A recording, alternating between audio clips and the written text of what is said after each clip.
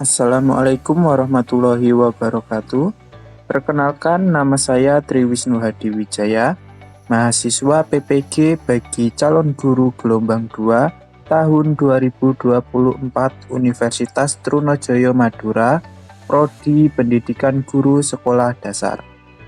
Kesempatan kali ini saya akan menyampaikan kampanye praktik baik untuk memenuhi tugas UAS mata kuliah Perspektif Sosiokultural dalam Pendidikan. Pada praktik pengalaman lapangan atau PPL2 yang dilaksanakan di UPTD SD Negeri Pangeranan 3 Kabupaten Bangkalan Madura, saya berkesempatan untuk menerapkan pembelajaran scaffolding pada Zone of Proximal Development atau ZPD untuk memenuhi kebutuhan belajar siswa kelas 3. Zone of Proximal Development atau ZPD adalah salah satu teknik pembelajaran yang dikembangkan oleh psikolog dari Rusia bernama Lev Vygotsky. Teknik pembelajaran ZPD merupakan jarak antara kemampuan peserta didik saat ini atau tanpa bantuan dan kemampuan potensial dengan bantuan dari guru atau orang lain. Fokus dari teknik ini adalah saat siswa belum bisa sendiri, tapi bisa kalau diberi bantuan. Scaffolding merupakan teknik pembelajaran yang memberikan bantuan sementara atau bertahap, sampai dengan siswa bisa menyelesaikan permasalahan atau pertanyaan yang telah diberikan. Tujuan dari teknik scaffolding adalah membantu siswa untuk mencapai pemahaman atau keterampilan baru.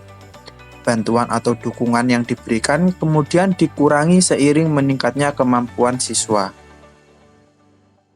Scaffolding yang saya berikan untuk siswa kelas 3 berupa pemberian dukungan yang bertahap dan interaksi peserta didik secara aktif. Pemberian dukungan yang bertahap saya lakukan dengan memberikan alat bantu visual seperti video guna memberikan contoh secara konkret atau nyata. Saya juga beberapa kali memberikan pertanyaan penuntun dan petunjuk verbal agar peserta didik bisa mengikuti materi pembelajaran, sehingga membuat mereka lebih aktif selama proses pembelajaran. Selain pemberian bantuan secara bertahap, saya juga memberikan penugasan yang dikerjakan secara berkelompok yang menuntut interaksi aktif antar siswa dan juga modeling. Penugasan berkelompok dan modeling merupakan panduan scaffolding yang saling berkaitan. Interaksi aktif melibatkan peserta didik dalam dialog bersama guru ataupun diskusi dalam kelompok, sehingga mereka bisa berpikir aktif dan tidak hanya menerima materi secara pasif. Sedangkan modeling memusatkan kepada guru untuk memberikan contoh dalam penyelesaian masalah atau tugas yang diberikan kepada peserta didik.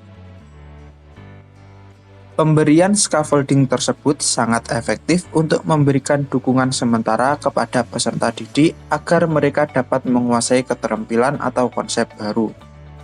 Teknik dukungan bertahap membantu siswa untuk memahami materi secara perlahan. Bantuan seperti pemberian alat bantu visual, memberikan contoh yang konkret, dan memberikan petunjuk atau pertanyaan penuntun yang diberikan di awal pembelajaran, lalu dikurangi seiring meningkatnya kemampuan peserta didik. Hal ini membangun kemandirian dan kepercayaan diri masing-masing peserta didik. Teknik interaksi aktif mendorong keterlibatan siswa melalui diskusi atau tanya jawab. Dengan terlibat langsung, siswa lebih memahami materi dan terdorong untuk berpikir kritis dan bukan sekedar menghafal. Teknik modeling atau pemberian contoh oleh guru menjadi acuan bagi siswa sebelum mereka mengerjakan tugas secara mandiri. Sebelum siswa mengerjakan tugas sendiri, guru terlebih dulu memberikan contoh atau mencontohkan cara untuk menyelesaikan soal. Ini sangat membantu terutama untuk materi yang cukup sulit. Penerapan scaffolding dalam pembelajaran berbasis Zone of Proximal Development atau ZPD terbukti efektif dalam membantu peserta didik mencapai potensi belajar mereka.